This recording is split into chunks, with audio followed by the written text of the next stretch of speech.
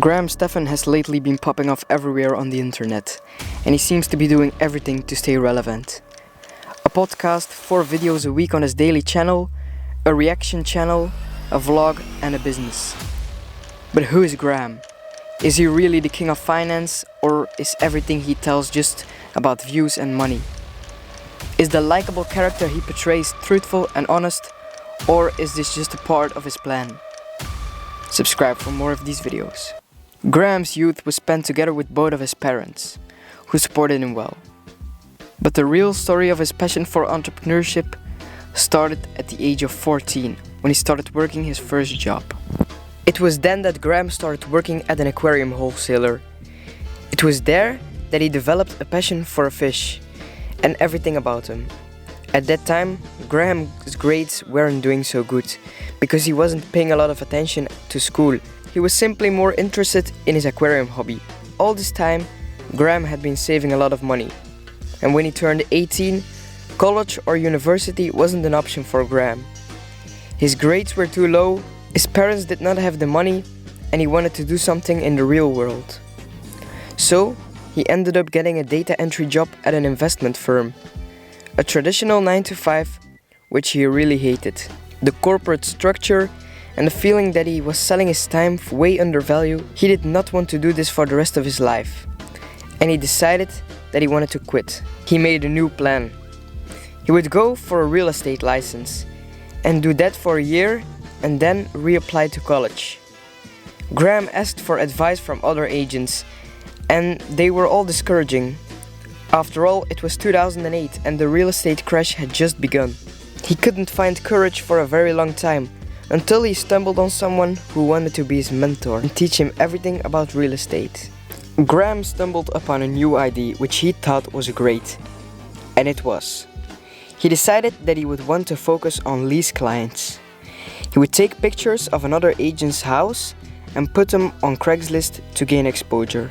This ended up with him being very successful, and also when they eventually would look for a house to buy, Graham was there. Graham kept on saving, and eventually, after 10 months, he sold his first house and got his first big commission. He decided that he would keep doing this and never go to college. Graham sold another property and he kept saving. At this time, real estate hit an all-time low, and Graham decided to buy his first ever property. He rented the property out and lived on the money that was coming from the renters. He kept on selling these houses at the agency and he decided to max out his 401k and invest a lot of his money into the S&P 500. It kept snowballing, so Graham wanted to try to buy some other properties. All while doing this, Graham also created a YouTube channel. It would feature videos that Graham wished were there for him when he started. And so, he created the finance niche on YouTube. His channel kept growing and he was able to buy a Tesla with this money. Not long after he decided to start a reaction channel which took off. Most of his success came from his investment videos, but his reaction channel, most of the traffic came in from the series Millennial Money. A series made where millennials let YouTube look at their income and expenses. Graham's funny comments made him one of the most famous reactors.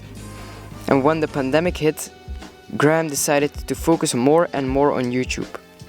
He quit his job as a real estate agent and he moved to Las Vegas to live there in his dream home together with his wife, assistant Jikh, and worked there also with his friend Alex. It was there that Graham started the podcast with these 2 other guys, which went from smaller guests in the beginning to right now mrbeast. Graham was known as a cheapskate, and when he always hated on people for buying way too expensive coffee at Starbucks, an idea struck him that he needed to start his own company about coffee.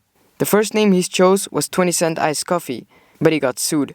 So, he started his company with a brand new name, Bankroll Coffee, which now also produces tea. But what does Graham really make at this point?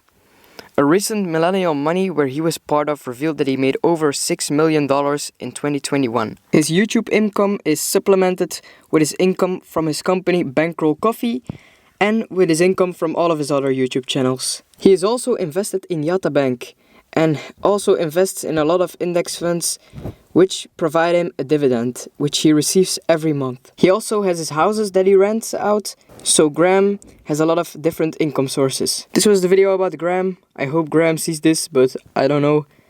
Like and subscribe, and bye.